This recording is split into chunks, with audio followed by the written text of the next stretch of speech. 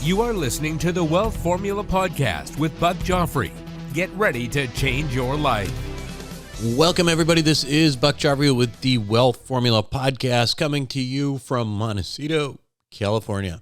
Before we begin, I want to remind you there is a website associated with this podcast called wealthformula.com, and I encourage you to go there to sign up for the various lists, including the Accredited Investor Club, which is going to be active soon, I know. It's been a couple years since we've really done a whole lot through the club because of rising interest rates and some of the tricky real estate markets. But there is ongoing stuff in the world of aviation right now, for example. Lots of things to check out. Anyway, go ahead and join the club at wealthformula.com. Now, as for today's show, I'm going to talk a little bit about population, right? Baby boomer generation, which is, like my parents. This was 1946 to 1964 births. That is historically was the largest, peaking around 78.8 million in 1999 when they were in their prime working years. And now they're down to about 71.6 million because of mortality and all that kind of stuff. But the Millennials, on the other hand, they've now surpassed the baby boomers.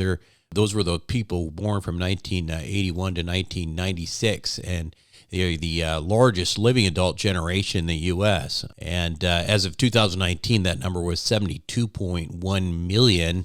And obviously that is going to continue to grow because of immigration and that sort of thing as well, and is thought to peak at around 2033 with about 74.9 million people now. Behind the Millennials is Gen X, where yours truly belongs. This is the birth in the 1965 to 1980 range with about 65.2 million members as of 2019. Now, Gen X folks like me are expected to outnumber those baby boomers by 2028. Now, that's a lot of numbers. The youngest major generation is Gen Z, 1997 to 2012 births there. Also, a massive cohort, makes up around 20% of the current U.S. population and is expected to grow from immigration as well, similar to the Millennials. Now, the sheer size of the Millennial and Gen Z generation presents, as you can imagine, opportunities and challenges for the U.S. economy. Net, listen, it's a good thing.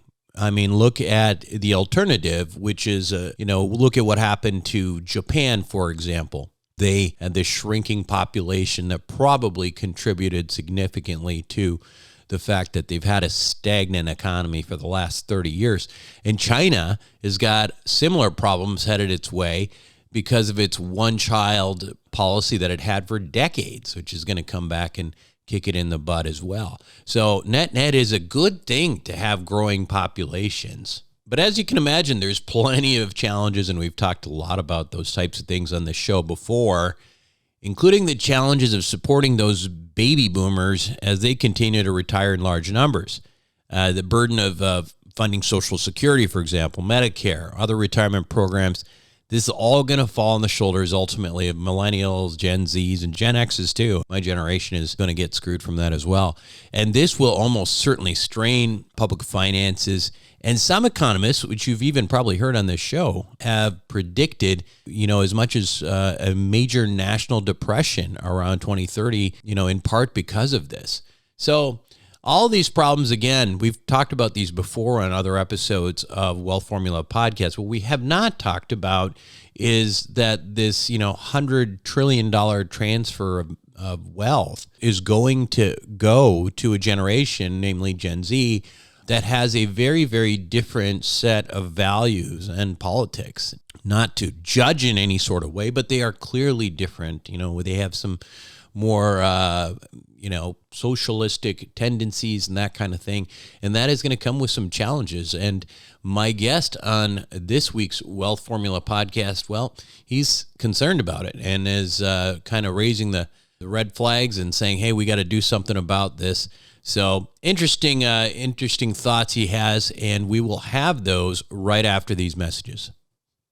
Welcome back to the show, everyone. Today, my guest on Wealth Formula Podcast is Ken Costa. Ken is the chairman of Helios Fairfax, the largest private equity group in Africa. And he's the author of The $100 Trillion Wealth Transfer, How the Handover from Boomers to Gen Z Will Revolutionize Capitalism. Ken, thanks so much for being with me. But it's great to be with you, and to all the people that are listening or seeing me. I'm sitting here in cold London, and I hope that where else you are, you're in a good place to hear a bit about the book and the interview that we're having. Yeah, well, today. If it makes you feel any better, Ken, I'm in sunny Southern California, but it was cold and rainy all weekend long. We were down in the 40s, and it was pretty miserable. So no advantages over here. So, listen, excited to talk to you about your book, these ideas that I think you're very passionate about. Let's jump right into it. Let's talk about this $100 trillion wealth transfer. Where is that transfer coming from? Who's involved? We can probably have an idea of that, but why don't you go ahead and give us the background? Sure. So let me just give the background to this. Is that it is clear that in the next decades, $100 trillion of wealth will transfer from one generation, the boomers, of which I am one, yes, to what I call the Zennials, the Millennials and the Gen Zs.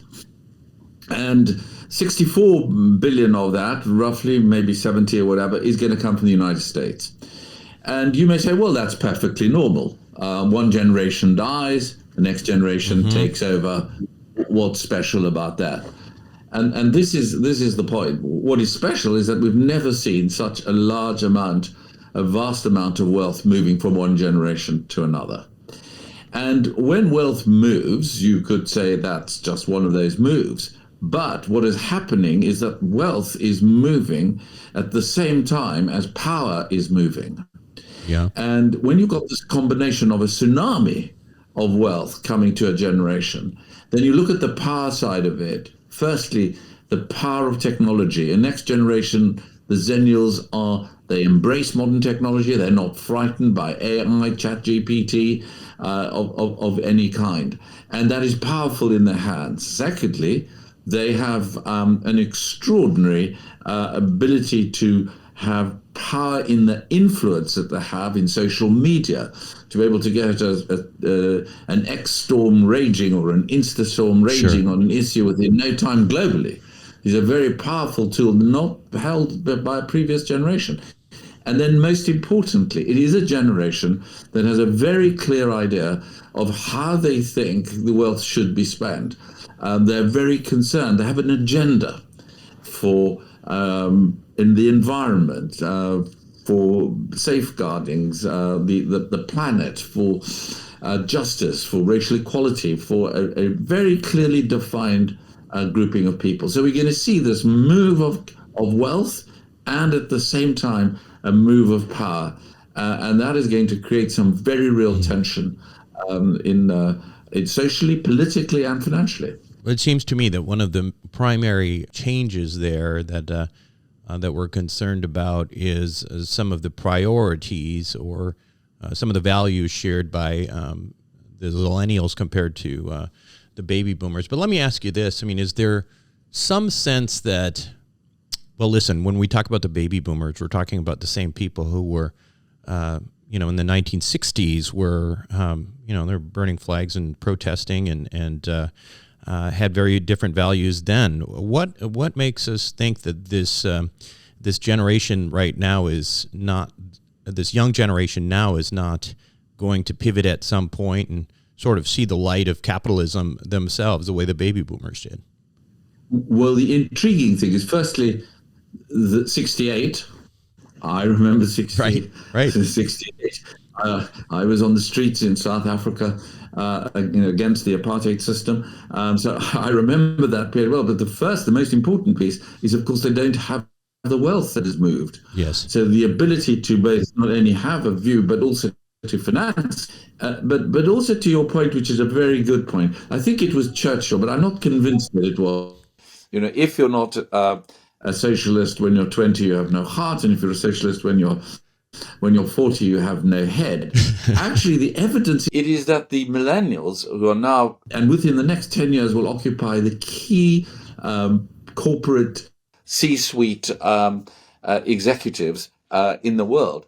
They are showing no sign whatsoever of abandoning the caring, and I'd add staring, because of the devices, attitudes that they've had. So there's no evidence to suggest that they're going to just forget about it. There is every evidence, and it's partly driven by the real concern for the planet, for the environment. That is something beyond the sort of simple reach of what we did in '68. As you see it, what are the risks of this change in control? This $100 trillion wealth transfer to this generation with different values, power going to this sort of a little bit more socialist-minded, a little bit more, more European-minded American demographic? Well, it's a great question, Buck, and I think let me put it this way: what we have, the greatest danger is that the baby of value creation is thrown out with the bathwater of values creation, or depending on your view, the other way around. Yes. So what we have to be clear about is that at the end of the day, the generation is what I'm looking for is what I call socially energized capitalism. It's social because they want to share it in much more community oriented. They want to share it with a wider group of people. It's energized because this is a generation more than any other that is hugely creative, hugely energetic, wanting to put creative energy behind what they're doing. But at the end of the day, it is capitalism. Right. And therefore, we have got to fight this misconception that there is risk, there is entrepreneurial risk. There needs to be a reward for the risk that is taken. There needs to be a measurement of performance. These are not just things you throw out because you feel that you want to do well. We need to have this strong debate of doing well and doing good at the same time. And I think that is what I fear most, is that at the moment the tribes of there's a conflict of generations, and the tribes have aimed against each other. The boomer looking to the zoomers and just saying they're a feckless bunch of avocado smashed eaters. The only crisis is when the battery runs out on an iPhone, and they look at us and they say, oh, well, you're an analog animal, you have no emotional intelligence, and you've had the fat of the land. You've been able to buy your houses, your assets have increased, and we can't, not only can we not buy a house, we can't rent a place almost anywhere in the world. So I think that the tensions are very significant in this transfer. In terms of capitalism itself, you talk about it, that the ideal situation, I guess, would be that capitalism remains but changes maybe with these additional values that are simply added to that. Are we sort of seeing that already, though? Yeah. The interesting thing, just to make this additional point, when we talk about this vast $100 trillion, you say to yourself, which is the biggest bank supporting the housing markets, whether in your country or in ours? Is it Bank of America? Is it Wells Fargo? Is it the HSBC? And the answer is no. The answer is it is BOMAD, the Bank of Mum and Dad. And the Bank of Mum and Dad, or Grandpa and Grandma, have been enabling a generation to get a deposit for a home, to help pay for the rent, help pay the college account. But at all the time, what is happening is that this shift is happening at the same time as there has been a conscious coming together of wanting to share things. I mean, it's not a group of people who, my generation would be looking to ownership and proprietary involvement. This looks at capital light. It's Airbnb. It's sharing a car. It's sharing a utility. They're already showing that in the areas in which they're operating. So we have to be very careful that we don't miss this huge opportunity of debating the fact that ownership is quite important. It's not merely the generation rent that is going to take over wherever it may be. There is something important about fighting, and that is a debate, a healthy conversation that needs to go on between boomers and zoomers. Yeah. What's interesting to me is if I think again back to, well, I wasn't born, but it's in 1968 and what was going on then and what is going on now. One of the differences is, though, that there was really no, as you talked about social media and that kind of thing, there was no way to monetize the movement. Right. And now there is. If you've talked about, Airbnb, you've talked about this sharing economy, all these things underlying them do have a strong capitalist streak. Whereas, the baby boomers version of that was sitting in a commune, and the commune wasn't really making anybody any money. Right. So there is an underpinning already. Yeah, there is. And when you think about it, content, media content, TikTok, the explosive ways of, you ask somebody, what do you want to do when you're growing up? I want to be an influencer. You dare not use the word leader. I mean, leadership is a negative concept. Influencer, positive concept, and it's monetizable for those that can build up within very niche areas. What I do think is that we need the hindsight of the boomer generation. I think the insight of that they see the world changing, and that creates the foresight system that we can all work together for that next for this next generation. Because otherwise, we are going to see a continued friction that will grow day by day or year by year as the disparity in wealth continues to grow at the expense of a generation that finds even the most basic things difficult to fund. Where does this leave Gen X? I'm Gen X, so I'm feeling a little bit left out in this conversation. So where is Gen X in this? It's just we're just not a big enough cohort. The boomers are living too long, and therefore the transfer is skipping us. How is Gen X involved here? Gen X is, of course, in a good place, but a cynical place. Yeah. For most Gen Xers are they're much less altruistic than the next generation. I know everything is a generalization. That one is that one's saying, but there is truth in the generalizations. And for them, the view is, I've worked hard, I've earned some money, and I'm going to keep it. Whereas the Gen Z and the Millennials are going to say, I want to do well and I want to do good. I want it to be spreading. Now, we have to be careful, because if a certain socialist view grows without being checked, then all that's going to happen is going to be bigger government, right, and more taxation. And there is already a movement. We saw an heiress in Austria inherit 30 million, who put it out on social media. How should I distribute this? I don't think it's fair that I should own it. There is a big debate to be held here.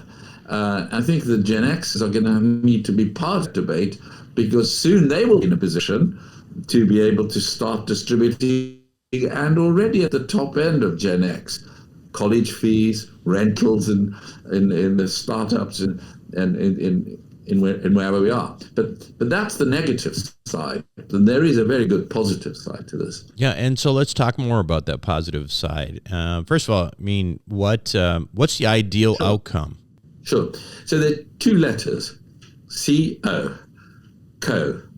Now, we know about co-working, co-living, co-investing, but I think we need a new philosophical concept, which I call co.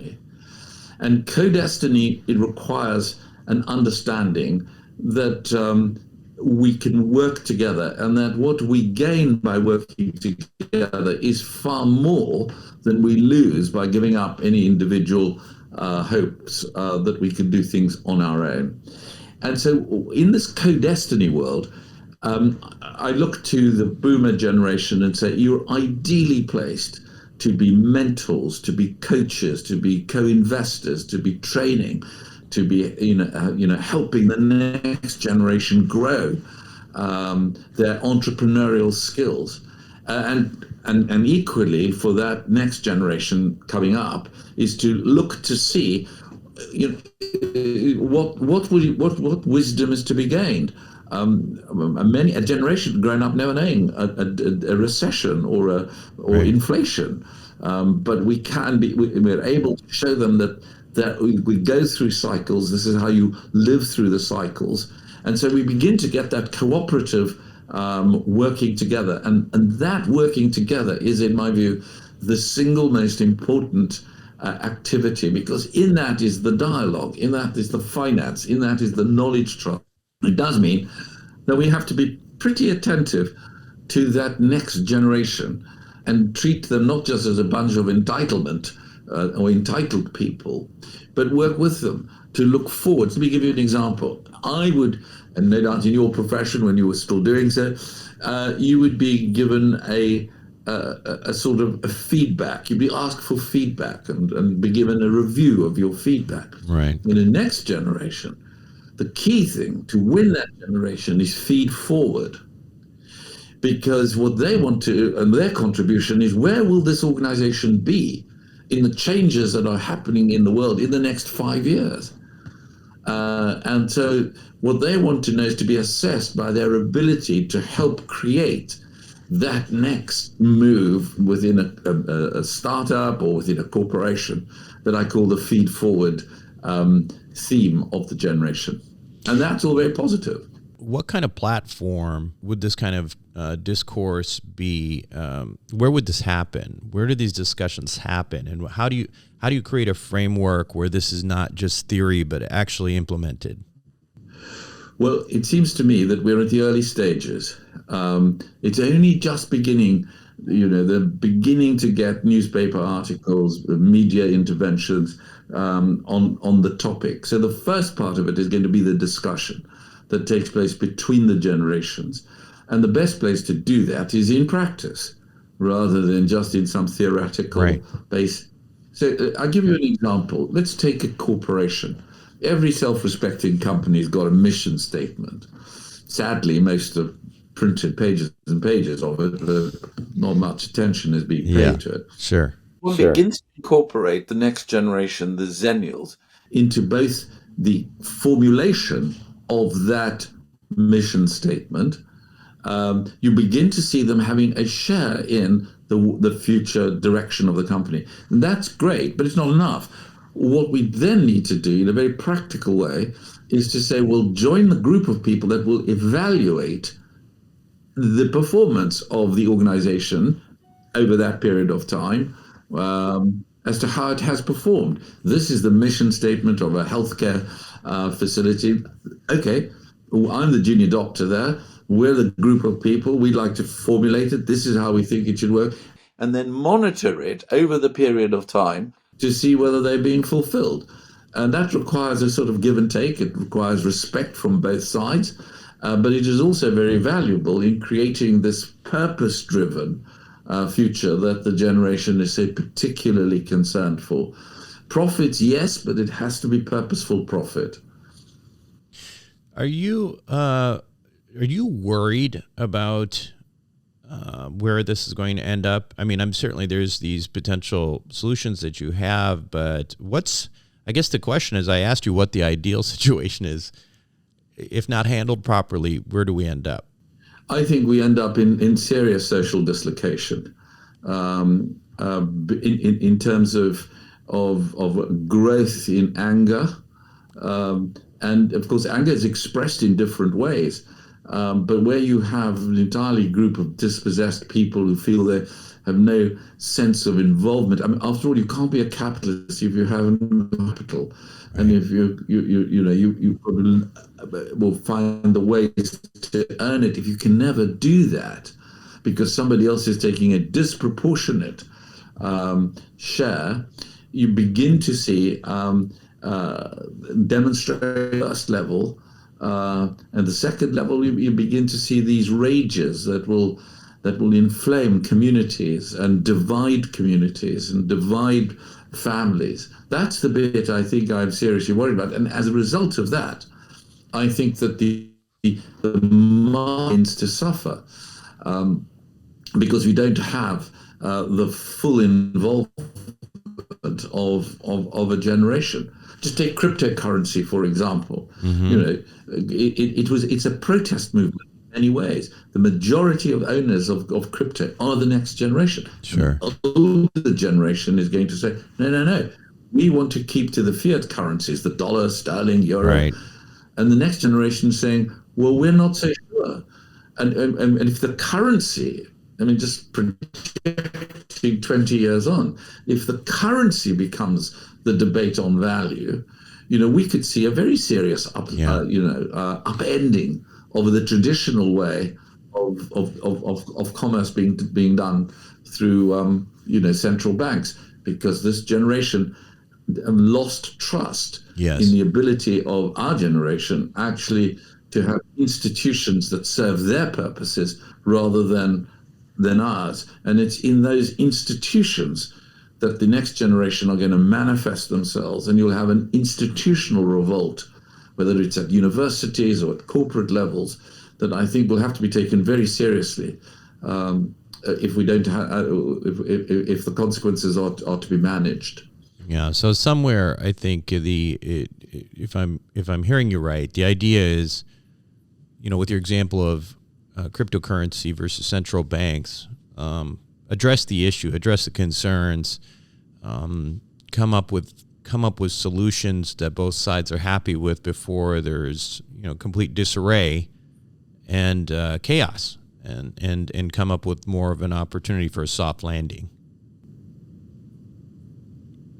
Fair. Absolutely, but also to see the great advantages that come from the ability to co-work. I mean, in an ideal startup, I would have a young AI efficient person with an older, wiser owl who would be able to work together. That the startup would move more rapidly, sure, because it's got modern technology. Then there are also, how do you approach the people that you're working with, capital, the stewarding of it, the monitoring of it, right.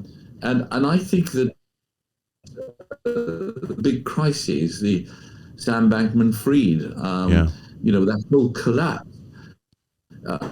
I happen to think that had there been wiser counsel around, there could have been something very positive. Sure. But instead, it went off the track system in the very setup. Now these are the extremes, and a lot of people will lose a lot of money if we don't manage to do this co-destiny, this cooperation, this collaboration that I think is the vital, and it's more than just motherhood and apple pie. It's actually a practical day-to-day response to the tribalization of the generations, and we need not the conflict of a generation, but the cooperation of the generation.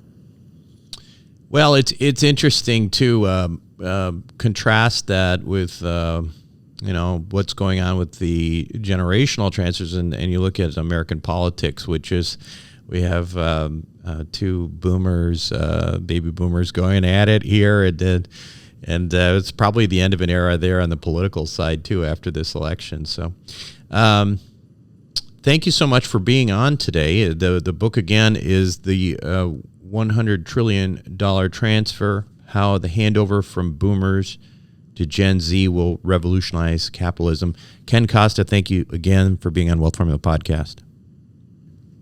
Thanks, Buck, very much to you and to all your listeners and people who are watching us. Welcome back to the show, everyone. Hope you enjoyed it. Let me know what you think. Personally, I think we'll figure out these issues. And part of the thing that I keep going back to is, again, I keep thinking about how with time, people's politics often change. I mean, the style of politics and, their look at capitalism and taxes and that kind of thing often, changes as they have more and more money. I mean, we've seen this across the board, and probably the biggest example of that is the baby boomers themselves, right? I mean, they were the summer of '69 generation, and free love and drugs and all that kind of stuff. And then, they look at what they did. they really pivoted pretty hard. So I think it's hard to predict these things, but it's good to kind of keep these things in mind. But let me know what you think. Shoot me an email, buck@wealthformula.com. And that's it for me this week on Wealth Formula Podcast. This is Buck Joffrey signing off. Thank you for listening to the Wealth Formula Podcast. Visit us on the web at wealthformula.com. The information contained in this podcast are opinions, not fact. As always, consult your own financial team before making any investment. See you next time.